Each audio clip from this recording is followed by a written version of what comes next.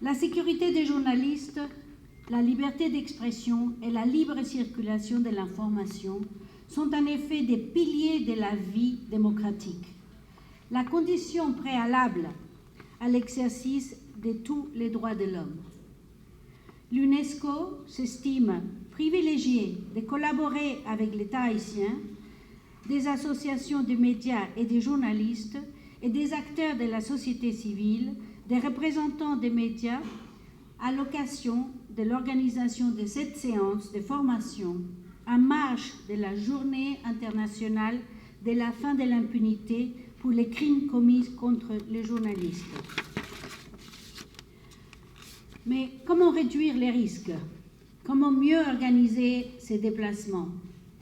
Quel comportement adopter en cas d'enlèvement, d'arrestation arbitraire? Quels sont les gestes qui sauvent?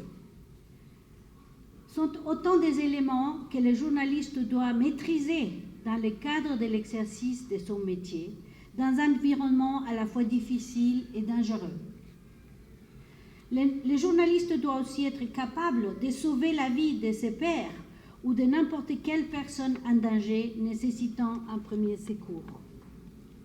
Voilà donc le contenu de la formation et donc la raison pour laquelle nous nous réunissons aujourd'hui, tous ensemble, en tant qu'acteurs engagés en faveur de la sécurité des journalistes pour inculquer ces notions à nos valeureux journalistes qui font un travail noble et qui nous apportent les informations chez nous en dépit des risques quotidiens.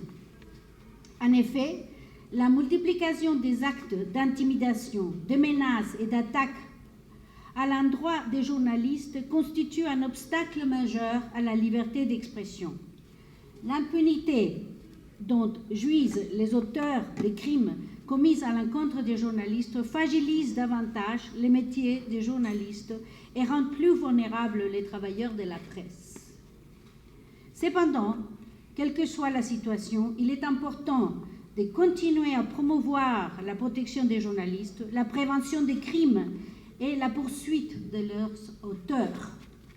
Il est important de mobiliser les acteurs étatiques et la société civile pour mettre en œuvre des mesures concrètes au niveau national pour adresser cette question urgente.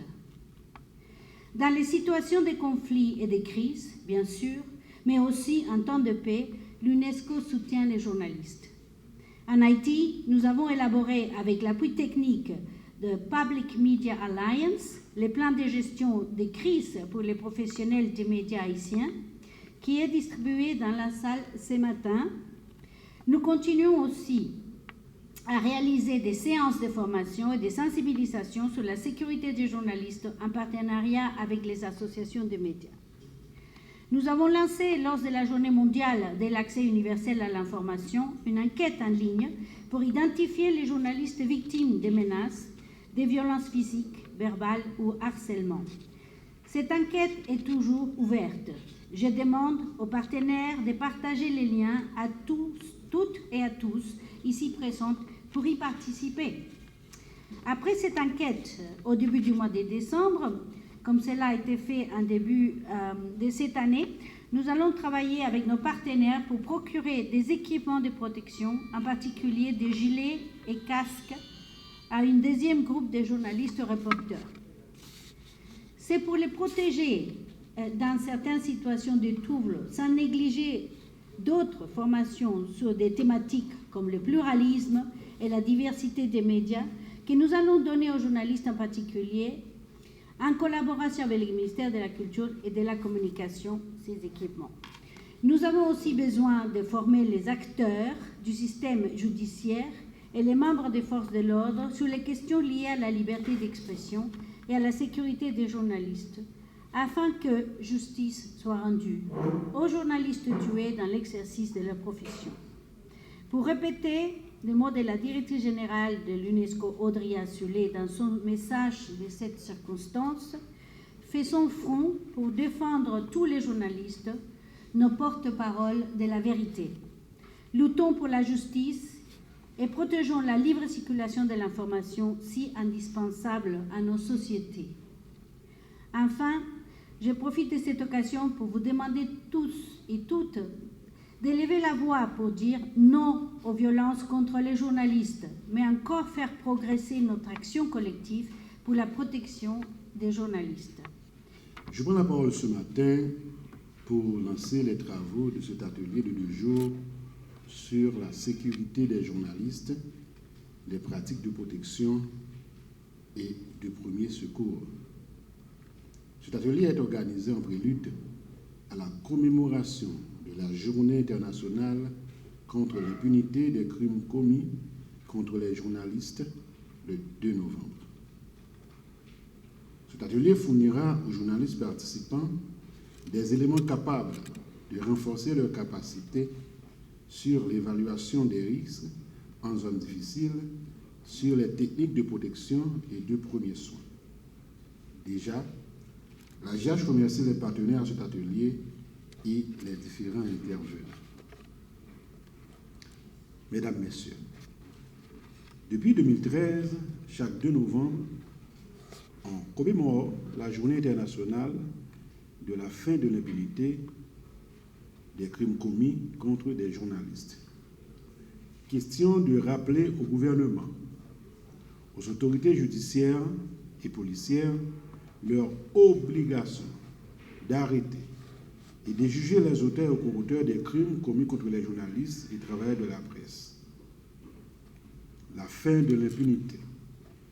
Identification des auteurs et co-auteurs des crimes commis contre les journalistes ainsi que leur jugement sont les principales revendications des associations de journalistes et les promesses non tenues des autorités judiciaires et gouvernementales quand il s'agit d'aborder les dossiers des journalistes agressés et tués. Mesdames, Messieurs, de 1822 à 2023, on dénombre plus de 40 cas de journalistes et travailleurs de presse assassinés en Haïti.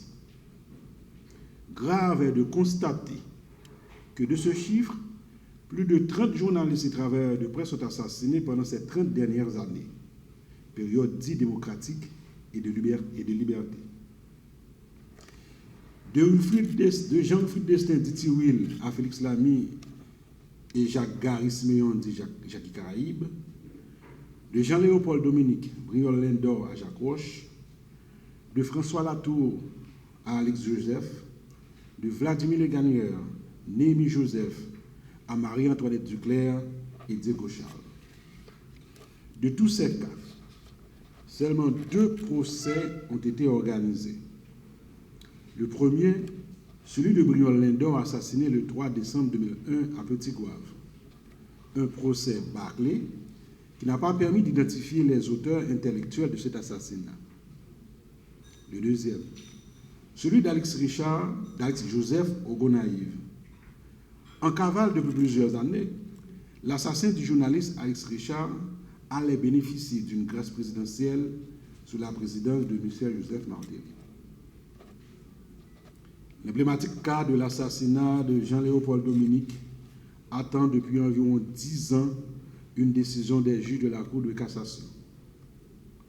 La disparition du photojournaliste Vladimir Leganier est bloquée au cabinet du juge instructeur, maître Jean Wilner Mourin. Aujourd'hui, j'ai saisi l'occasion pour demander au président de la Cour de cassation qui fait office de président du Conseil supérieur du pouvoir judiciaire, maître Jean-Joseph Lebrun, d'agir afin de permettre à la justice de faire la lumière sur le double meurtre du 3 avril 2000. Au juge instructeur, maître Jean Wilner Mourin, qui est également président de l'Association nationale des médias d'Haïti, ANAMA, je pose pour une énième fois cette question. Quid du dossier du photojournaliste Vladimir Leganier? Mesdames, Messieurs, je termine mon intervention en souhaitant aux journalistes présents ici ce matin une bonne participation à cet atelier de formation sur la sécurité des journalistes. C'est pour moi un grand honneur de représenter la ministre de la Culture et de la Communication, Mme Émilie Prophète-Milcé, à cette importante activité. Cet événement rend plus ferme le partenariat entre le gouvernement haïtien et l'UNESCO. Les médias et les journalistes haïtiens sont les grands bénéficiaires de cette collaboration. Je saisis l'occasion pour adresser, au nom de la ministre Emily Prophète-Milce, mes remerciements à la représentante de l'UNESCO en Haïti, Madame Tatiana Vilgas-Zamora, pour cette brillante initiative. Je salue en même temps la proclamation du 2 novembre comme la journée internationale pour mettre fin à l'impunité des crimes commis contre les journalistes. Cette journée internationale est une façon de rendre non seulement hommage aux journalistes, mais aussi et surtout de faire l'apologie de la liberté de la presse. Pour marquer cette journée cette année, le bureau de l'UNESCO en Haïti a décidé d'organiser 2 journées de formation pratique sur la sécurité des journalistes, les techniques de protection et premiers secours. À l'occasion de l'ouverture de cette séance de formation, permettez que je rappelle l'immensité de la tâche qui revient obligatoirement aux travailleurs de la presse. Je voudrais souligner également l'importance de leur travail au bénéfice du public, surtout dans ce contexte de crise. Les journalistes sont souvent obligés de risquer des zones difficiles pour rechercher des informations. Ils font face à des agressions verbales, physiques, voire enlèvements. Ainsi, des journalistes bien formés et équipés seront davantage aptes à remplir leur mission et à s'adapter aux changements qu'obligent leurs responsabilités quotidiennes. Le Conatel met à la disposition des broadcasters une ressource rare, le spectre. C'est grâce au spectre radioélectrique que les stations de radio et de télé peuvent développer leur réseau et embaucher des journalistes pour aller à la requête des informations pour informer le public. Donc nous avons quelque chose en commun que nous devons gérer, que nous devons protéger, le spectre radioélectrique. Donc cette activité nous intéresse puisque le spectre nous lie. C'est l'occasion de vous rappeler que le Conatel a 2 grands chantiers en matière de radiodiffusion. Premièrement, la transition numérique. Nous mettons les bouchées doubles pour que nous puissions réaliser en douceur la transition numérique, c'est-à-dire le passage de la télévision analogique à la télévision numérique.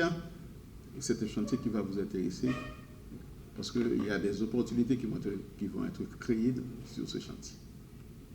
Il y a un autre chantier qui vous intéresse directement, c'est une cellule de réflexion que le Conatel a mise en place pour la question de médias en ligne. Vous n'êtes pas sans savoir que le cadre légal qui date de 1977 ne pouvait pas prévoir qu'il y aurait ce développement technologique, à savoir la possibilité de diffuser sans les ressources spectrales. Or, il se trouve que les réseaux sociaux font de la diffusion sans passer par la radiodiffusion, mais utilisent les réseaux de télécommunications pour faire véhiculer leurs informations. Donc, puisque ce secteur n'était pas pris en compte dans